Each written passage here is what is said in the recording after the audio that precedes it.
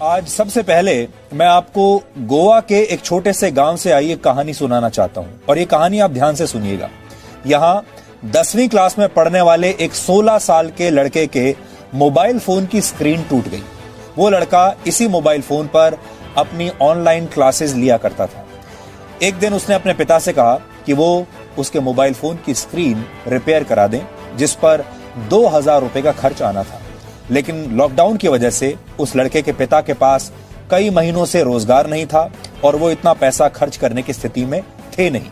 इस पर पिता और पुत्र के बीच थोड़ी बहस शुरू हुई और पिता ने अपने पुत्र का उसकी कमीज का कॉलर पकड़ लिया। बेटे ने कहा कि मेरा कॉलर छोड़ दीजिए क्योंकि मेरे पास सिर्फ एक यही अच्छी शर्ट बची है, यानी एक ही कमीज बची है। और उसने अपनी शर्ट उतार कर कहा कि आप चाहें तो अब मुझे पीट सकते हैं। पिता के हाथ कांप गए और पिता ने कहा, ऐसा सोचा कि मैं पैसों का इंतजाम करके अपने बेटे से पिता ने कहा कि मैं तुम्हारा मोबाइल फोन किसी ना किसी तरीके से ठीक करा दूंगा, क्योंकि अभी मेरे पास सिर्फ 500 रुपए ही हैं और इस 500 रुपए से मुझे घर के लिए खाना खरीदना है, चावल खरीदने हैं। लेकिन इस एक घटना ने पिता और पुत्र समेत पूरे परिवार को तोड़ दिया। बेटा निराश हो गया और इसी महीने की 15 तारीख को इस छोटे से लड़के ने आत्महत्या कर ली। ये कहानी हमने आपको इसलिए सुनाई ताकि आप ये समझ सकें कि जब किसी परिवार के एक सदस्य का रोजगार छिन जाता है तो परिवार कैसे टूट जाता है और परिवार कैसे बिखर जाता है। और हमारे देश में ऐसे करोड़ों परिवार होंगे। सबसे बड़ी बात यह है कि टीवी पर, मीडिया में इसके बारे में कोई बात क्यों नहीं कर रहा। बेरोजगारी एक ऐसा मुद्दा है जो देश के 25 करोड़ परिवारों को सीधे तौर पर प्रभावित करता है, लेकिन मीडिया को इस बात से शायद कोई फर्क नहीं पड़ता। आपको ऐसी खबरें तो दिखाई जाती हैं जो आपका समय बर्बाद करती हैं, आपका मनोरंजन करती हैं, आपको रियलिटी एंटरटेनमेंट दिखाती हैं।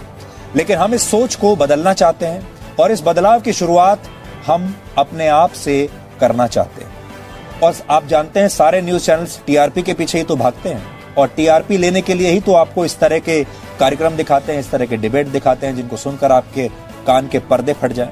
रोजगार का मुद्दा, नौकरी का मुद्दा, ज्यादातर लोग रोजगार से संबंधित खबरें देखना चाहते हैं और ये जानना चाहते हैं कि उन्हें नौकरी कैसे मिल सकती है और कहां मिल सकती है, क्योंकि ये कोरोना संकट के बाद अब अगला बड़ा संकट यही है।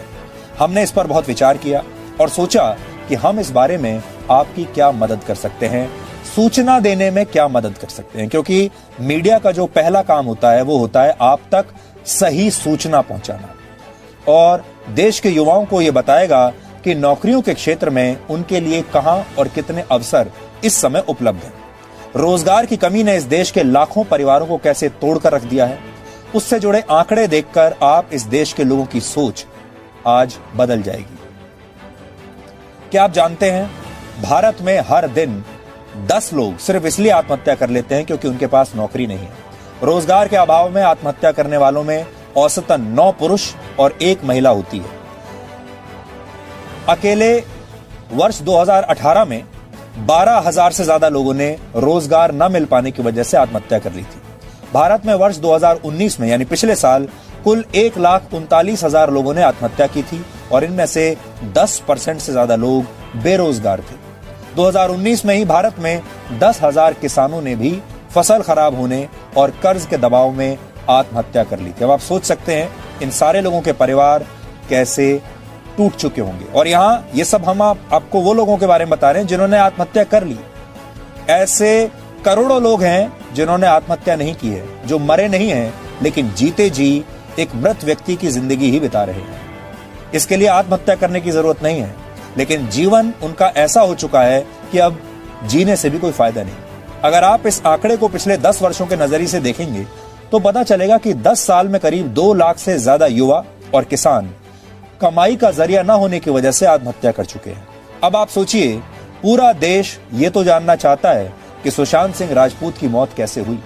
हमें इसमें कोई आपत्ति नहीं है, जानना चाहिए।